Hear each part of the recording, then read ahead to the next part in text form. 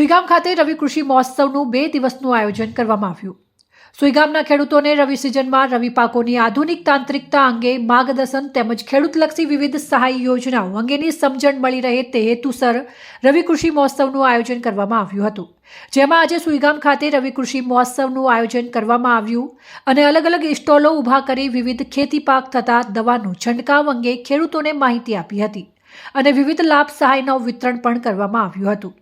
હાજર રહેલા સુઈગામ તાલુકા મામલતદાર, સુઈગામ તાલુકાના TDO, chairman Mahadevbhai Chaudhary, vice chairman સહિત ડિરેક્ટરો, સુઈગામ ખેતીવાડી અધિકારીઓ સહિત ગ્રામ્ય સેવકો તે સહિત ગામના આગેવાનો અને સુઈગામ તાલુકાના ખેડૂતો મોટી સંખ્યામાં ઉપસ્થિત રહ્યા હતા અને પ્રાકૃતિક ખેતી કરી તેવું દરેક ખેડૂતોને નમ્ર વિનંતી કરી હતી।